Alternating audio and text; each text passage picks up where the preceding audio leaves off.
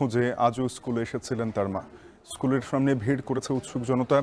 এদিকে নিহত দুই শিক্ষককে রাষ্ট্রীয় সম্মাননায় দেওয়ার সিদ্ধান্ত হয়েছে। উত্তরের স্কুলে আছেন সহকর্মী সাজিদ আরাফাত, যুক্ত হব তার সাথে। সাজিদ, নিখোঁজ সন্তানের সন্ধানে আজ কয়জন অভিভাবক এসেছিলেন স্কুলে?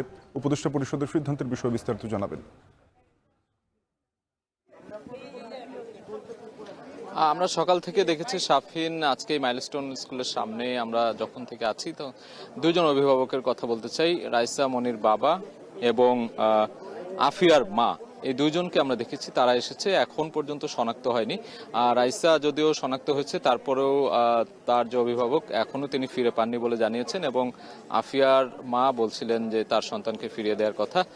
তিনি ডিএনএ টেস্টের যেই নমুনা, সেই নমুনা দিয়েছেন। এবং বলে রাখি যে প্রধান উপদেষ্টার আজকে যে বৈঠক হয়েছে সেখানে কিন্তু শোক প্রস্তাব গৃহীত হয়েছে, এবং সেখানে কয়েকটি সিদ্ধান্ত নেওয়া হয়েছে বলে আমরা জানতে পেরেছি। সেই সিদ্ধান্তগুলোর মধ্যে একটি হলো এই মাইলস্টোন স্কুল অ্যান্ড কলেজের যে দুজন শিক্ষক নিহত হয়েছেন সেদিনের মর্মান্তিক ঘটনায়, তাদেরকে রাষ্ট্রীয়ভাবে সম্মাননা দেওয়ার একটি প্রস্তাব গৃহীত হয়েছে। এছাড়া আগামীকাল সারা দেশের যে ধর্মীয় উপাসনালয়গুলো রয়েছে সেখানে এই যে যারা নিহত হয়েছেন তাদের জন্য দোয়ার ব্যবস্থা করা হয়েছে, দোয়া হবে।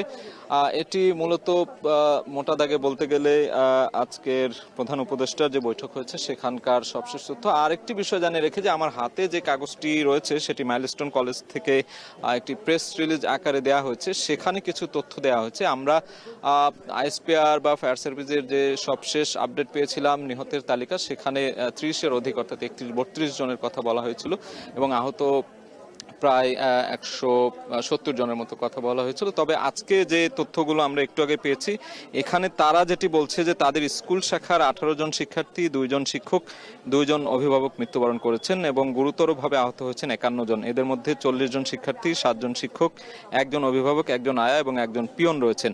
এবং এখন পর্যন্ত নিখোঁজ রয়েছেন 5 জন, তার মধ্যে 3 জন শিক্ষার্থী এবং 2 জন অভিভাবক। এটি মোটা দাগে এই কাগজ থেকে, অর্থাৎ মাইলস্টোন কলেজ থেকে যে কাগজটি সাংবাদিকদের দেওয়া হয়েছে, গণমাধ্যম কর্মীদের, সেখানে এই তথ্যগুলো লেখা রয়েছে।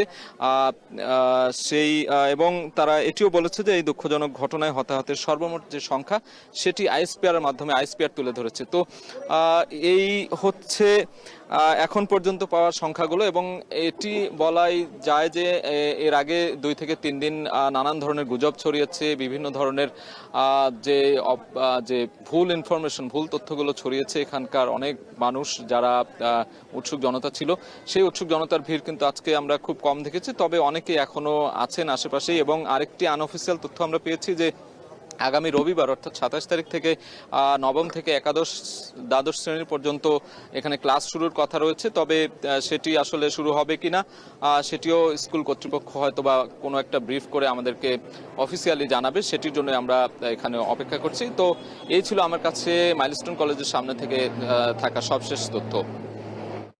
মাইলস্টোন স্কুল অ্যান্ড কলেজ থেকে যুক্ত হয়েছিলেন সহকর্মী সাজিদ আরাফাত।